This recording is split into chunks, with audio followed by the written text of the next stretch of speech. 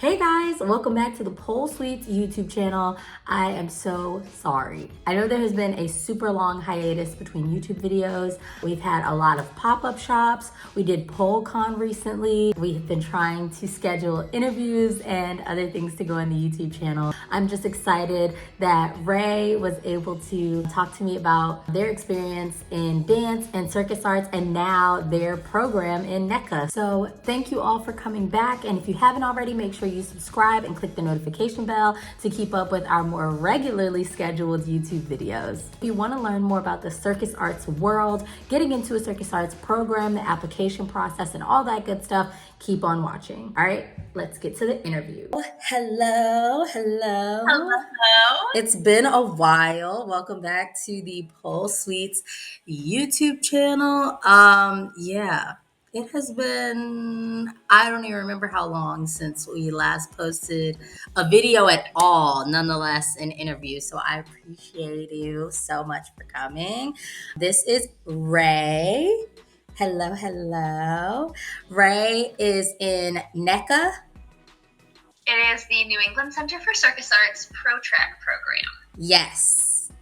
Period. I asked Ray to be on the channel today because I know that even though this is like pole suites, and you do pole, right? Like you do Chinese pole in your program, but we also, of course, want to do any type of like alternative dance art form, anything like that. So the way that Ray and I know each other, so we met in Richmond, Virginia at the studio that they mentioned. We worked together when you were teaching Lyra and I was teaching pole. And then they got accepted to NECCA, and now I only see them like once a year.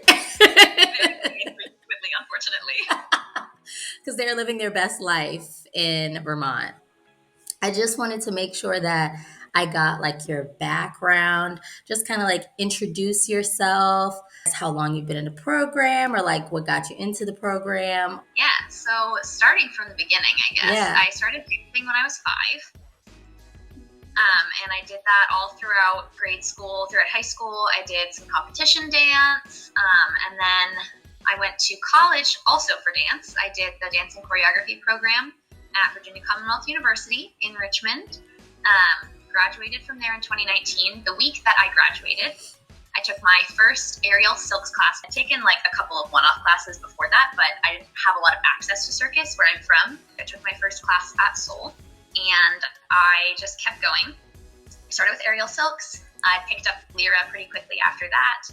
I tried pole a couple times, but my hands are really sweaty and I was sliding a lot, so I gave up on that pretty quickly. So I stuck with Lyra and silks. About a year and a half after I started taking classes at Seoul, I started teaching classes for kids and a couple of like really beginner adult classes. And then one of my friends, she had mentioned to me that she'd been to NECCA for private with one of the coaches there, and she knew that they had a professional training program.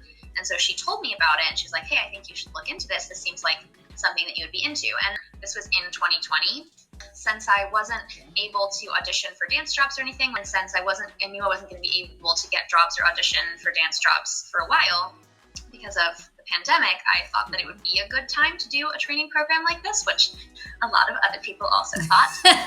So I applied to the ProTrack program at NECCA, and I got in. And the next fall in 2021, I moved up to Vermont, and I started the program, and it's a 3-year professional training program, full-time, 40 hours a week. My major is Lyra, and my minor is Chinese pole, which is also a problem for sweaty hands, but less of a problem. Sweaty hand gang, you're killing it. I see the videos on Instagram. Okay, follow Ray for sure. There's some really cool stuff happening on Instagram. I remember when you first said that you had gotten accepted to the program, and I was like, I didn't even know that that was a thing. That is so cool. Me neither. I didn't know it existed until Emily told me about it. And now that I've been following you and following some other people that are in similar programs, I feel like it's like expanded kind of my knowledge of how far this kind of goes. And you mentioned that you have a major and a minor in the program, but I've also seen you doing some other things. So are those just classes that you have to take on the side? Yeah, so the major and minor is like your two focus apparatuses. Right. Or like disciplines, I guess, because not everything's an apparatus. Like partner acro is a discipline, not an apparatus. But right. We also have group classes that we all have to take as part of the program, and that includes stuff like hand balancing and tumbling. We do flexibility and conditioning. As part of the program in your first year, you get 3, NECCA calls them session classes, but you can try out a bunch of stuff because your first year you have your major, but you don't start your minor until your second year. Because a lot of people come in not having had access to a lot of different things. So like, obviously I'd never tried Chinese pole before I came to NECCA. So that was one of my session classes my first year. And you can take anything you want. I'm taking hand balancing right now because I know I won't practice hand balancing on my own over the summer. Right. So I need a class. I'd say probably about 50% of our time in the day-to-day program is spent training our major minor disciplines, and about 50% is doing group classes. I might be a little bit off on that estimate. I'm not very good at math, but I see you on Instagram like doing a bunch of different stuff, and I'm just like, man, like they must be exhausted from doing all these different disciplines, which I'm sure you are. Like I'm sure you're like bruised and beat up. Like I'm sure I'm bruised and beat up enough. Look at that. Like I'm bruised and beat up enough just from doing the one discipline of pole. So I'm sure you're like going through it.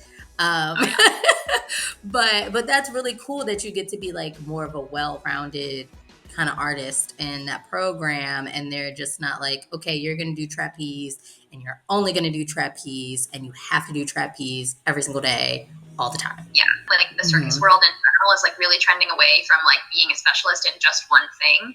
Like they want you to be able to do lots of different things, especially ground-based skills. What was the application process like?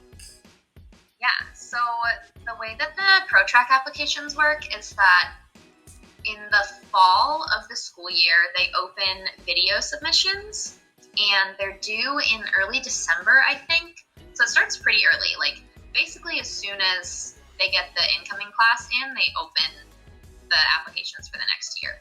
And the video includes stuff like hold a minute plank, do some push-ups, show us your back bend, show us a tumbling pass, show us a dance sequence.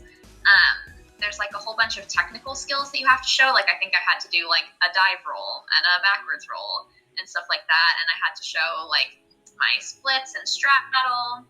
And then the rest of it's like a 5-minute long video. So you get all of the technical things that they've asked for specifically. Right. And then you fill the rest of the 5 minutes with clips of you doing your apparatus. But you have to apply with a like proposed major.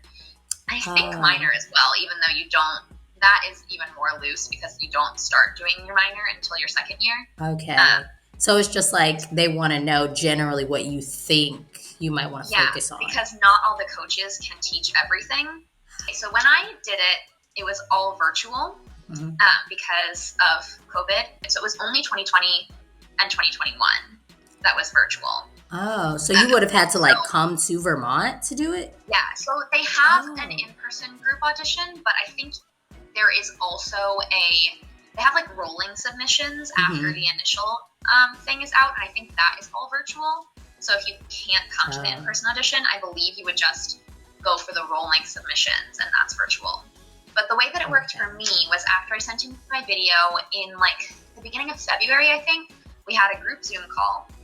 And they specifically told us not to go to a studio. They wanted us to be like in our house or like a room with things in it.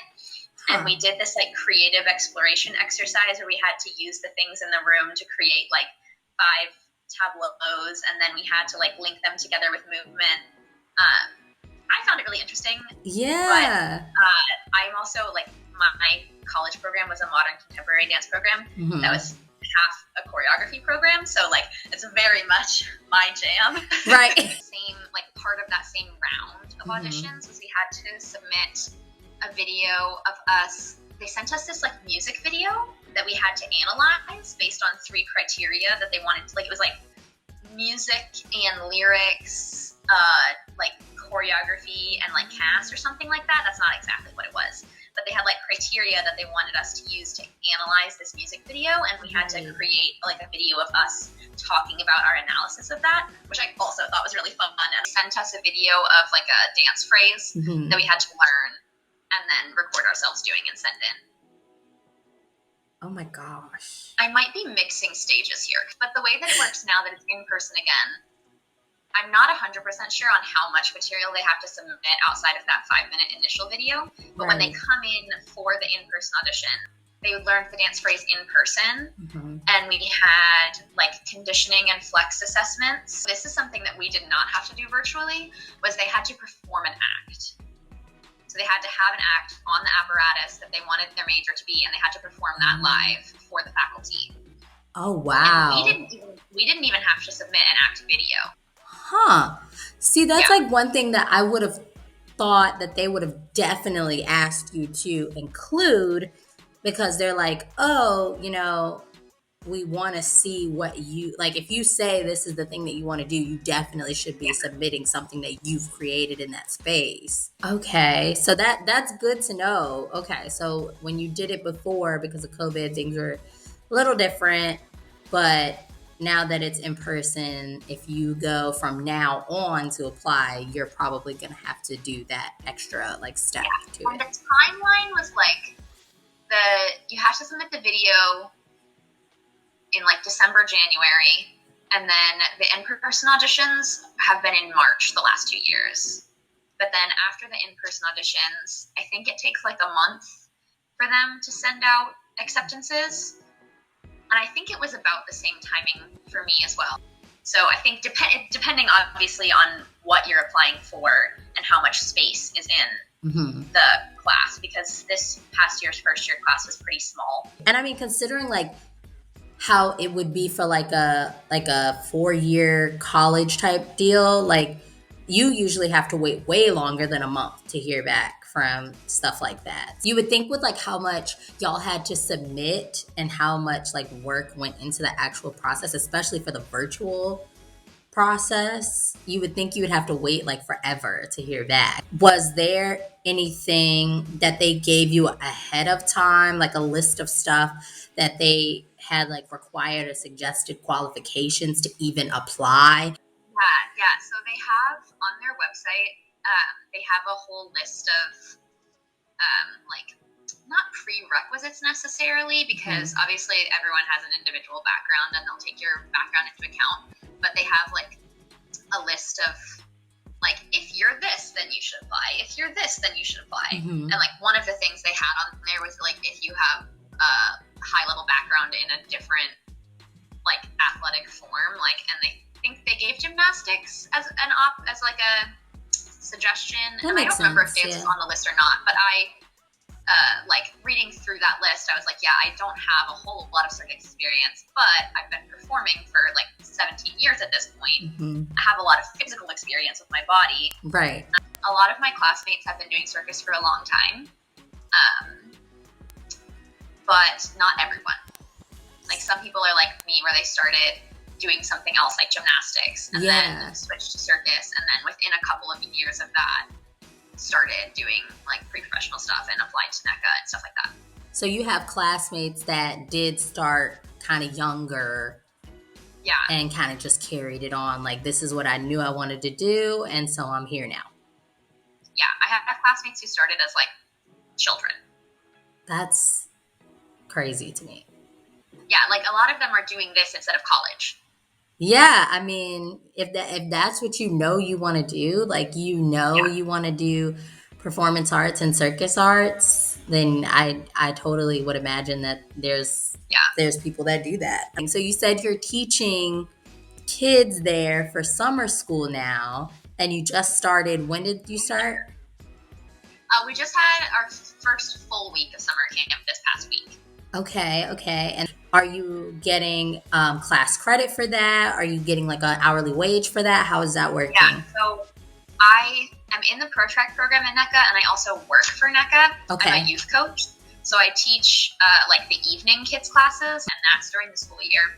We do have those classes during the summer, but we greatly decrease the classes that we offer for kids during the summer because we have a really robust summer camp program for ages 3 to 17. They come in and we do a few different circus apparatuses with them, and they get to choose which one they want to do for the week. And then at the end of the week, we have a little show that we make with them where they get to choose the theme, and they get to choose like what tricks they wanted to do, and we perform that for their parents or their families at the end of the week. And it's really cute. Is there anything else that you kind of do for work while you're there to, like, I don't know, feed yourself or? Yeah, so my first year, I was not coaching at NECCA, and I worked at like the local restaurant, and I was working like 20 hours a week, which was a lot on top of ProTrack. I was extremely busy, and my only saving grace was that my job was closed on Sundays, so I had like a guaranteed full day off every week. Last year, I started working summer camps, and I did that and my other job through like November of this year. So right now, all I'm doing is working for NECCA, and I'll make a lot more money over the summer than I am able to during the school year, just because during the school year I work like 7 hours a week. And if I'm doing the full day long camps, which I'm not doing all summer, sometimes I'm doing the half day camps, so I'll be working less hours those weeks, but I'm still going to be making enough more money over the summer that like it'll carry me through the school year. So yeah. So I mean, in that regard, it is a lot like a 4-year college experience, because like when I was in college, I was doing the same thing. You know, you work so many extra hours over the summer, you like hoard your money like a little squirrel. And then, then, you know, when times get tough during the year, you're like, okay, I have this like little bit of a cushion. Like a little bit of Christmas money from your family. Right. But you're still working during the year, but not as like, it's not as grinding as like it was during the summer. I'm really lucky in that I don't pay for my tuition. I have a like college savings account that pays for my tuition. So the only thing that I pay for, like I pay for all my expenses. Okay. Which obviously not everyone is lucky enough to be able to do that. So that has been really good for me in that I have the luxury of being able to say I want time to be able to rest. Because NECCA is registered as a trade school, you're able to use like 529 college savings accounts to pay tuition for that. Okay, so that's good advice too for somebody that's looking into possibly going into the program and they're like, how am I going to pay for this program, or how am I going to pay for my like existence? That's good to know that, okay, it is registered under, like it's registered as a trade school. There are other options for you out there. This isn't something that you necessarily have to always come out of pocket for. And there is other stuff around there that you can do, like work at the local restaurant or do the summer camp.